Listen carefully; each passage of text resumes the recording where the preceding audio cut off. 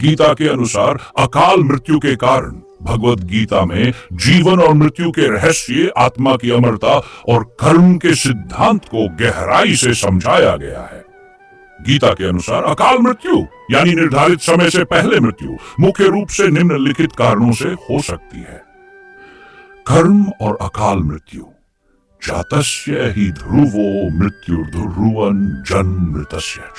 जो जन्मा है उसकी मृत्यु निश्चित है और जो मरा है उसका पुनर्जन्म भी निश्चित है। गीता के अनुसार प्रत्येक व्यक्ति के कर्म, अच्छे और बुरे कार्य, उसके जीवन और मृत्यु को प्रभावित करते हैं। जब कोई व्यक्ति बहुत बुरे कर्म करता है, जैसे कि हत्या, अधर्म, पाप या अन्य अनैतिक कार्य, तो उसका जीवन छोटा हो सकता है और उसे अकाल मृत्यु का सामना करना पड़ सकता है। कर्मणो ह्यपि बोधव्यम बोधव्यं च विकर्मणः। कर्मों का प्रभाव समझना आवश्यक है क्योंकि शुभ और अशुभ कर्मों के अनुसार ही परिणाम मिलते हैं। अगर कोई व्यक्ति पिछले जन्मों में या इस जन्म में बहुत अधिक पाप करता है तो उसे अपने कर्मों का फल अकाल मृत्यु के रूप में मिल सकता है। असंयमित जीवन शैली और अकाल मृत्यु। भगवद गीता नात्यश्नतस्तु योगो अस्तिन चैकांतांतमिश्नत नन चाति स्वप्नशीलस जागृतो नैव चार्जुन। जो अत्यधिक खाते हैं, जो बहुत कम खाते हैं, जो जरूरत से ज्यादा सोते हैं या जो बिल्कुल नहीं सोते, उनका जीवन संतुलित नहीं होता और वे जल्दी मृत्यु को प्राप्त होते हैं।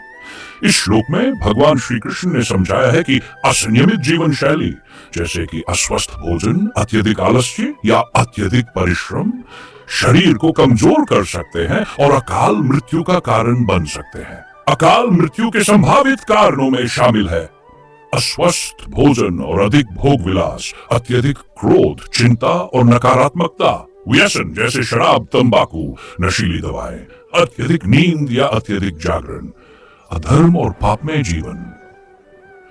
तानहं द्विशत क्रूरान् संसारेषु नराधमान् क्षिपाम यजस्रम शुभाना सुरीष्वेव योनिषु। जो लोग दुष्ट, पापी और क्रूर होते हैं वे अगले जन्मों में निम्नतर योनि में जन्म ले हैं या अकाल मृत्यु को प्राप्त होते हैं। इसका अर्थ है कि जो लोग अधर्म, हिंसा, छल कपट, हत्या और अन्य बुरे कर्म करते हैं वे अपने जीवन को छोटा कर लेते हैं। उनका अंत दुखद और असामयिक हो सकता है। अप्राकृतिक और अनैतिक कर्म। गीता के अनुसार यदि कोई व्यक्ति धर्म के विरुद्ध कार्य करता है जैसे निर्दोष लोगों को कष्ट देना, रिश्वत, धोखाधड़ी और अन्य अनैतिक कर्म, माता पिता, गुरु या संतों का अपमान, अपने कर्तव्यों से भागना, तो उसे अकाल मृत्यु का सामना करना पड़ सकता है। भगवद ज्ञान सुधर्मो विगुण परधर्मात् सुनिष्ठितात्। सुधर्म का पालन करना परधर्म को अपनाने से श्रेष्ठ है, भले ही वह दोषपूर्ण क्यों न हो। अति आसक्ति और मोह। गीता में भगवान कृष्ण समझाते हैं कि अति मोह और आसक्ति भी अकाल मृत्यु का कारण बन सकते हैं।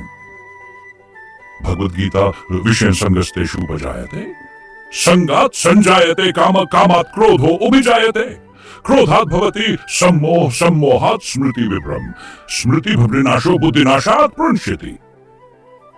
इसका अर्थ यह है कि जब कोई व्यक्ति किसी वस्तु या व्यक्ति के प्रति अत्यधिक मोह रखता है तो ये मोह वासना, क्रोध और मानसिक तनाव को जन्म देता है, जिससे उसकी बुद्धि भ्रष्ट हो जाती है और वह गलत निर्णय ले सकता है, जिससे अकाल मृत्यु हो सकती है।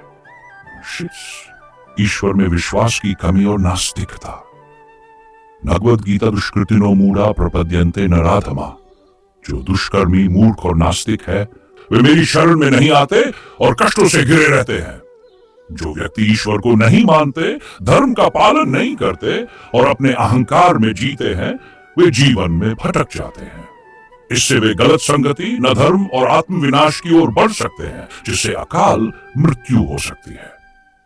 निष्कर्ष, भगवद गीता के अनुसार अकाल मृत्यु का मुख्य कारण मनुष्य के कर्म होते हैं। यदि व्यक्ति धर्म और सत्य के मार्ग से भटक जाता है, बुरी आदतों में लिप्त हो जाता है, और अनैतिक कार्य करता है, तो उसे अकाल मृत्यु का सामना करना पड़ सकता है। अकाल मृत्यु से बचने के उपाय गीता के अनुसार सात्विक जीवन जीना, शुद्ध ध्यान, योग और नियमित दिनचर्या अपनाना, सहिंसा और प्रेम, किसी को कष्ट न देना, सभी से प्रेम पूर्वक व्यवहार करना, सत्कर्म कराई, परोपकार और कर्तव्य का पालन करना, ईश्वर भक्ति और ध्यान, गीता पाठ, जप और ध्यान द्वारा मन को स्थिर रखना, पान, संयम रखना, इंद्रियों और भावनाओं पर नियंत्रण रखना। यदि कोई व्यक्ति गीता के मार्ग पर चलता है तो वह अकाल मृत्यु से बच सकता है और दीर्घायु जीवन प्राप्त कर सकता है।